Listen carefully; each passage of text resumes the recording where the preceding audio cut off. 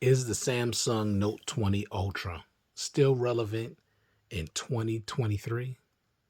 I say yes, but I'm going to give you a few reasons why it is relevant in my opinion. Now, of course, some of you out there are going to feel as though it's not relevant. There are many people out there that prefer the Note 10 Plus over the Note 20 Ultra. I don't happen to be one of those people. I believe this is a better overall device, even though there were some downgrades from this device from the Note 10 Plus, but not enough downgrades to for that phone to be a better device, in my opinion. Of course, everybody has their own opinion. I always seem to have people come on my channel and want to defend their device, which I don't know. People get emotional over tech. I don't know why, but it is what it is. People want to defend their, purchase and their device, saying my device is better than your device, and this is the best ever and all that. But it is what it is. But let me give you some reason why I still believe that the Samsung Galaxy Note 20 Ultra is still relevant in 2023. First, of course, is a 2020 device, so it's been around for a little over 2 years now, so it's been out there.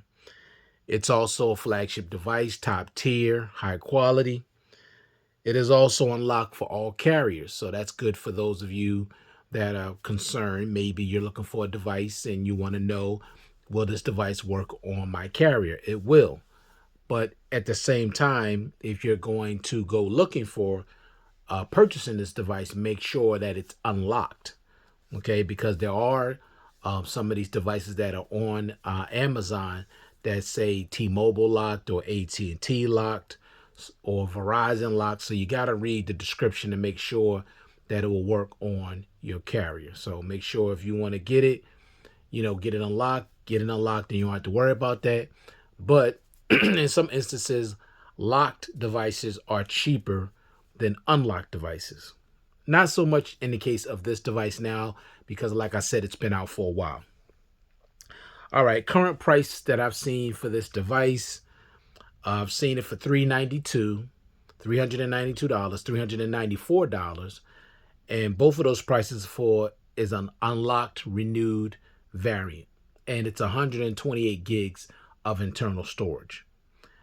Also, for the AT&T locked renewed, it's $387, okay, for 128 gigs. So you got $392, $394 for unlocked renewed 128 gigs, and $387 AT&T locked renewed 128 gig variant. So all you got to do is go on Amazon, type in Note 20 Ultra, and they'll pop right up, and you'll see the different prices. So right now, you could get this great device for under $400. And I'm telling you now, it is still worth it. Very much so. All right, but I'm going to give you some reasons, all right? Now, some things I'm going to be more detailed, some things I'm not. All right, first thing is, this device has a great design, which I love. This is the bronze one, but it looks more like rose gold, in my opinion. But I love the design of this device. I love the camera array, the way around the camera rings the same color as the back of the phone. I love it. Now, I got on this case because it's much easier for me to handle it. And I like the case is very protective, and it makes the phone feel even more, thicker and, manly to me. That's just me. But I love the design. The build quality is excellent on this device. You have Gorilla Glass Victus on the front and the back. I have absolutely no damage to my phone. Now, I don't rock my phone without a case, but I have no scratches. I have no micro scratches, none of any kind. This Gorilla Glass Victus is the real deal. Now, I have no screen protector on here. I don't like screen protectors. Plus, they're hard to put on this type of phone because of the curved edges. So they're a nightmare to try to put on and keep on. So the Gorilla Glass Victus is no issue. I love it. It works fine. Like I said, I've had this for quite a while now. No scratches whatsoever. Next, of course, you do have the always on display. Now, at this point, I don't have it on, You know, I'm not using it right now, but I use it most of the time. Now, if you really want to save battery, because the battery can be an issue with this device a little bit, but if you turn the always on display off, you're going to get way better battery life. Now, it shouldn't be that way for a flagship device that's calling itself an Ultra, but that's just the truth of the matter. When you use an always on display, you're going to use up a lot more battery. When you don't, you're going to use a lot less battery. See, when I turned the always on display off, it was at 97%. That was hours ago, and it only dropped down to 92%. So, but when the always on display, if it was on, it'd be down to probably 86, 85%. For some reason, it always on display chews up the battery. I don't know why. But I do like the fact that it does have an always on display, and it's fully customizable.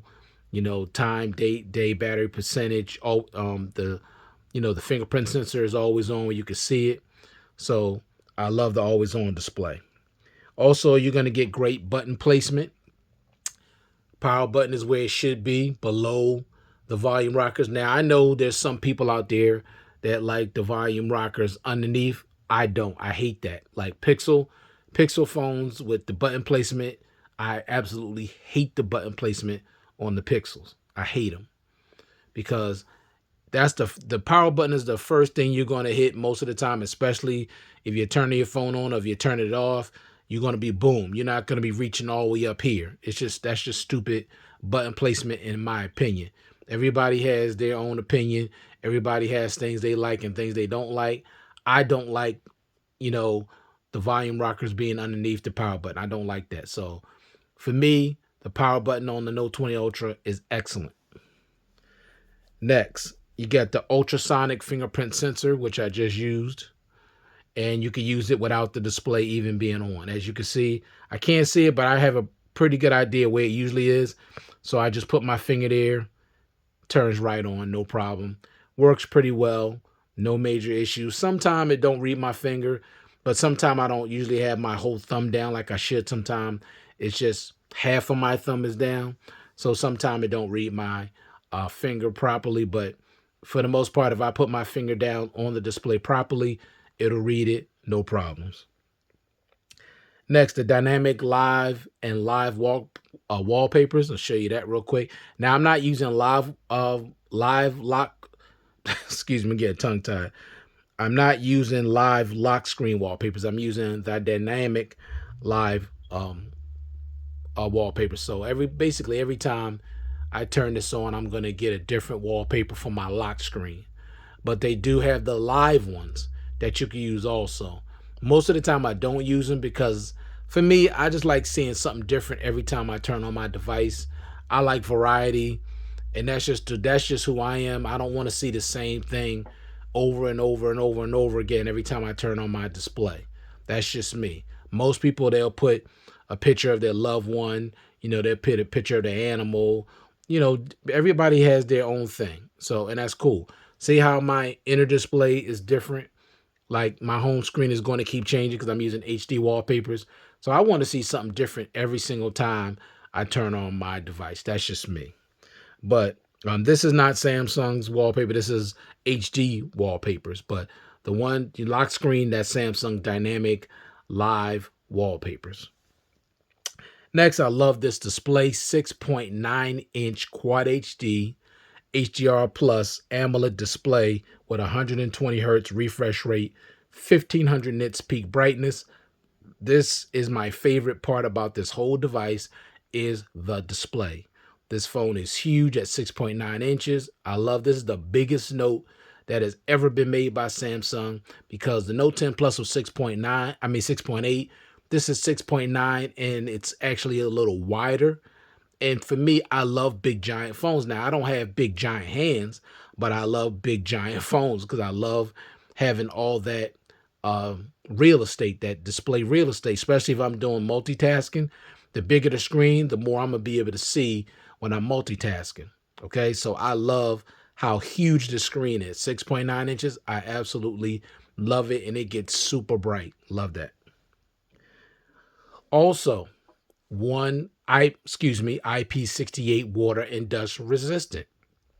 So no issue with that. Love that it has that certification.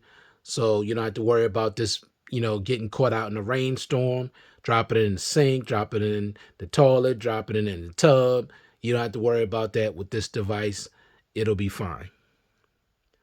Next, the dual stereo speakers with Dolby Atmos. Not the best speakers in the world, of course, but these speakers sound really good. They have really good stereo quality.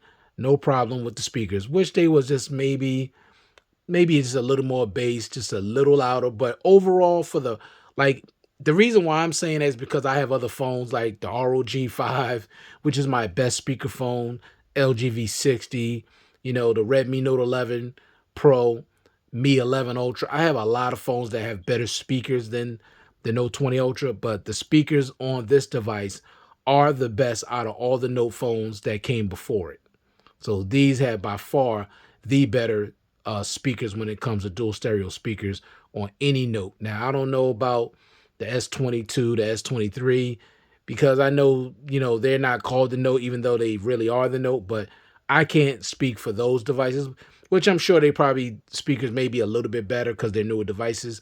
But I'm just saying for this device, if you get it, you'll enjoy the speakers on this device.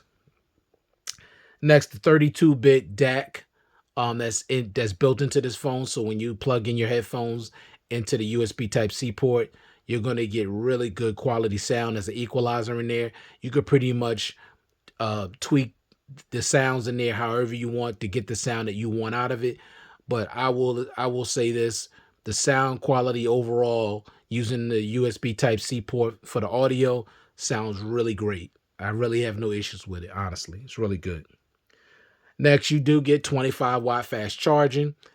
It's really unfortunate that they didn't put 45-watt charging capabilities on this device like they did the Note 10 Plus. So it's going to take you about an hour and 15 to an hour and 20 minutes to fully charge this device, which is unfortunate because I'm used to much faster charging speeds on other devices like my Mi 11 Ultra. I can charge from 0 to 100% in 36 minutes. So when you get really used to something charging so much faster, this really is annoying when I have to wait over an hour to charge my device, which is pretty annoying. But for the average person that it don't bother them, this will be fine. Hour, 15 minutes, hour, 20 minutes should be fine. Next, this does have wireless charging, 15 watts. So wireless charging is on board for those that use wireless charging. Not the fastest charging in the world, but it is wireless charging. There are still devices coming out now that's saying they're flagship devices, but don't even offer wireless charging, which makes no sense to me. How can you call yourself, excuse me, a flagship device or a pro device and you don't even have no wireless charging? It's ridiculous. This phone also features reverse wireless charging, so I could put another phone on the back of this phone, give it charge. I can use a smartwatch. I can use some wired headphones. So there's other options if I need it. If I'm in a situation where I need to give one of my accessories charge, or maybe somebody I'm out, with at dinner, their phone is low on battery. They don't have no way of getting any battery to their device. So I'll say, hey, put my phone on the table. I got plenty of battery. Put your phone on the back. We'll charge it up. We'll still eat dinner. By the time we finish eating dinner, you'll have enough charge to maybe get you till you get home. Especially if you a type of person that's waiting for an important phone call. That you just never know. So it's nice to have that option with this device. Next, one of my favorite things that Samsung removed from their newer devices is expandable storage. You could expand the storage on this device up to 1 terabyte. So you could drop a 1 terabyte SD card in there and you could expand the memory. And that makes the phone even more valuable, in my opinion, because if you're the type of person that like to shoot a lot of 4K video or even 1080p video at 60 frames per second, because, the more frames per second, the clearer and the better the overall picture or video is going to be, you want that extra storage. 128 gigs is not going to be enough for some people. Now, I'm not saying for all, but for some people, 128 gigs is not going to be enough. Because first of all, you're not even getting 128 gigs. You're getting less than that because the phone is going to already take up, the system itself is already going to take up a lot of that storage before you even use the device. So you might be looking at, by the time you get everything set up, you might be looking at maybe maybe 98 gigs that you could use. So it's nice to have that expandable storage, and you could basically, that's unlimited storage, having a tera. You could put an SD card in there up to 1 terabyte. That's unlimited storage. So it's nice to have that. Now this particular one is the 500 gig variant. So I basically have a terabyte and a half of storage on this device. And for me, I need that because I look at a lot of movies. I store a lot of movies and things on my phone. I don't have to stream anything. I don't have to worry about having internet. Those movies are directly on my device, on my SD card. So they're always available to me when I want to watch them. So I need the storage. Next, you're getting 12 gigs of RAM on this device. So the RAM management on this device is excellent. So plenty enough room for gaming, plenty enough room to keep a lot of apps open in the background. You're gonna love the 12 gigs of RAM, and the store and the RAM management on this device is great. Next, you have, when it comes to performance, you got the Snapdragon 865 Plus. I've had no performance issues with this device. Fast, smooth, reliable, no lag, none of those things. So the Snapdragon 865 works well. Now, sometime when I'm playing, using the phone for a really long time, it can get a little warm, but not hot to the point where I can't deal with it, or, the phone is in danger of shutting off. Next, One UI 5.1. Now, this is the last variant of One UI. This is the last version. Won't be getting any more updates as far as One UI is concerned. No more Android updates, but that's fine. It's still getting security updates. It has 1 more year left of security updates. Now, I'm gonna be honest with you. I really don't care that much about Android update or even One UI, because long as the phone is running well and I'm not having no issues with it, I'm good with it. It's going to reset when it needs to. I could restart it when I need to. These newer devices really are built to last. I mean, last for years. I think this phone is going to be good for another 2 to 3 years, honestly. I really do. Now, that's my opinion. Now, only thing that'll degrade to the point where I may have to replace it is the battery. But other than that, just based on performance alone, I think it'll be fine. So the Snapdragon 865 Plus works well in this device. Next, of course, I already mentioned, does have Android 13, and that's the last Android update on this device. 1 more year security updates. And now I want to talk about some of the features that this device offers, the ones that I use the most. Now I'm not gonna mention all of them because this device has so many features and is so highly customizable. So you could just go crazy with this device. It offers so much. And most people are not gonna use all these features, but it's just nice to know that they're there if you decide to use them. But I'm gonna talk about the ones that I use on a regular basis. And the first one is Samsung DeX. Now, I like Samsung. I don't use it a whole lot, but on occasion I have used it, and I love that you can get a desktop experience right from your phone. You could just connect wired or wirelessly to a monitor or a TV. So Samsung DeX is really nice to have on board. Next is Samsung Pass. Now, Samsung Pass basically keep your keep your information and things secure without remembering your password. So basically, if you go, say you go on a site that requires passwords and all your information, all you got to do is store all of that stuff in Samsung Pass, and you just use your fingerprint, and it fills in all the information for you. Don't even have to remember your password. Now, I would suggest you put your password in Samsung Notes just as a backup, just in case. You just never know. But it's nice when you could just use Samsung Pass, put your fingerprint on the screen, it fills in all the information for you, and you can keep it moving. I love that.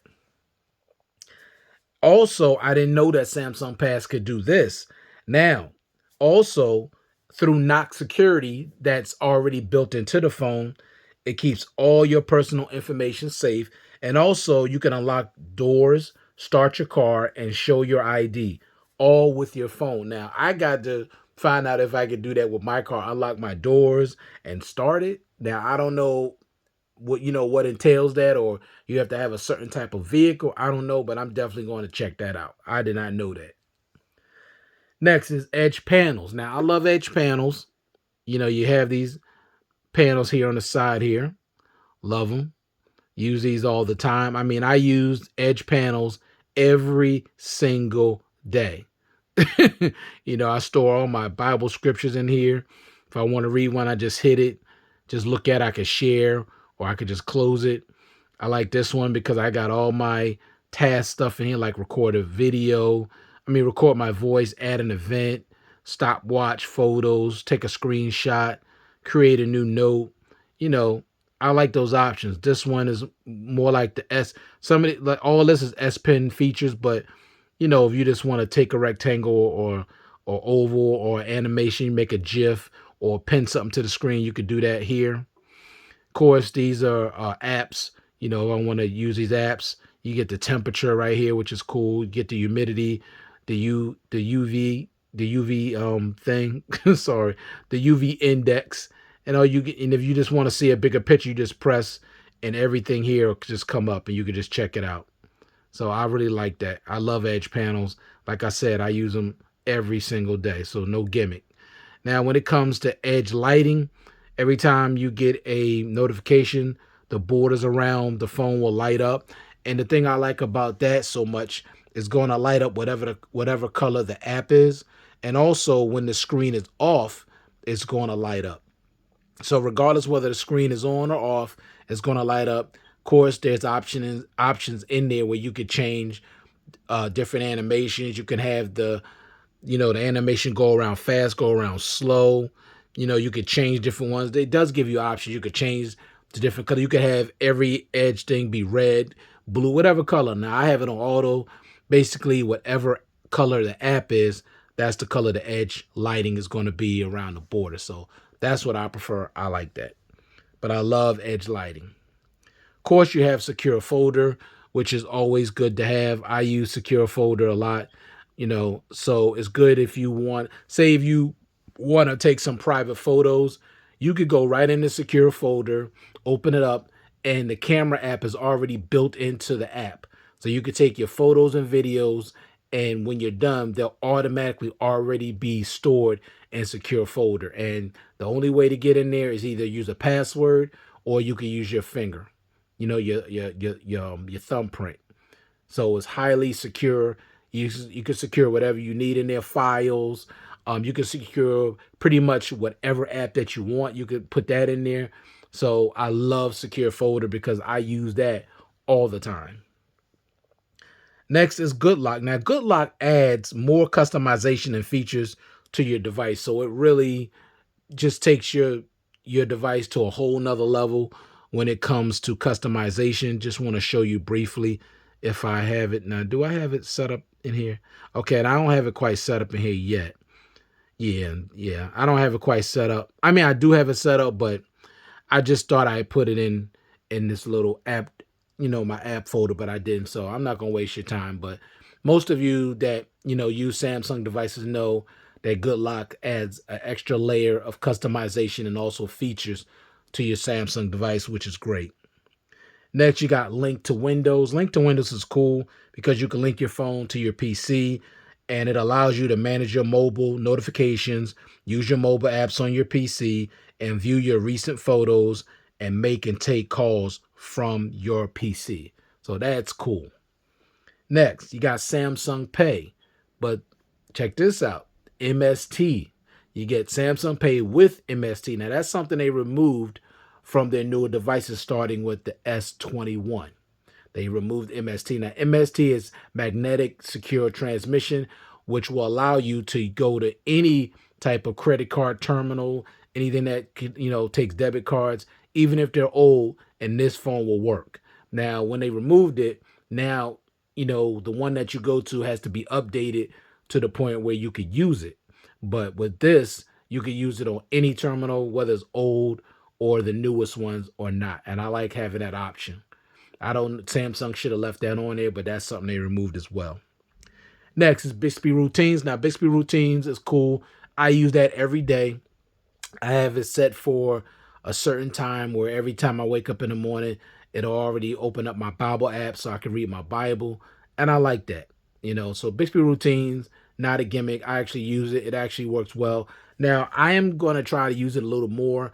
I've used it for some other things. I just can't remember what they are at the moment. But Bixby routines is cool. Also, one thing I remember, I have it set up every time I leave my house, it'll automatically shut the Wi-Fi off. And then when I get in range, when I pull up in front of my house, it'll actually turn the Wi-Fi back on.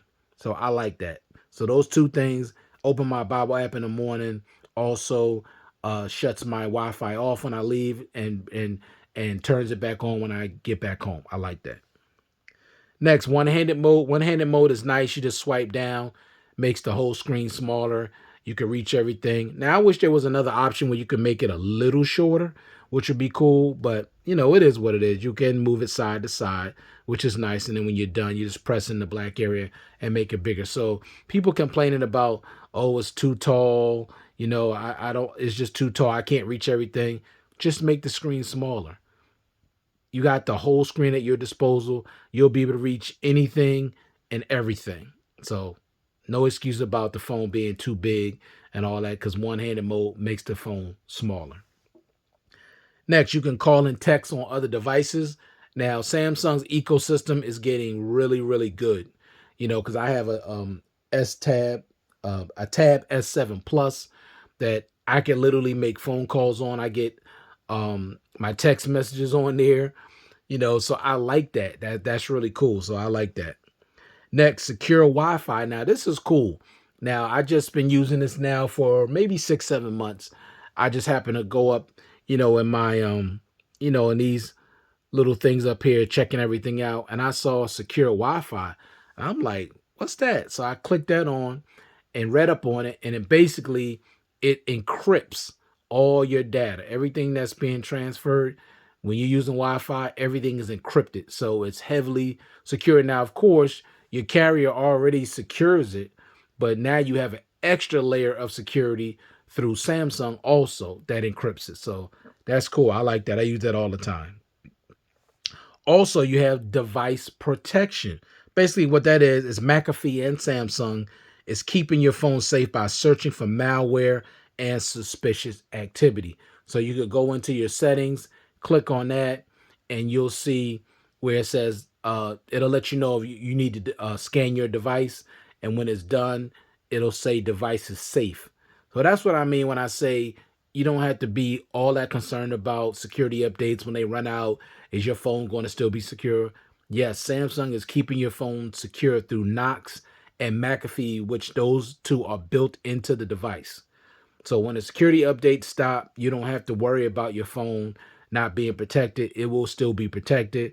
And also, if you still want to add another layer of security because of that, you can always purchase a VPN, and that will encrypt your internet data as well. Next, you have the private share. Now, this is cool. It allows you to share files privately and also prevent recipients from resharing and set expiration dates. So you could basically send a private file, something that's really private, and you could send it and prevent the person you sent it to from sharing with others.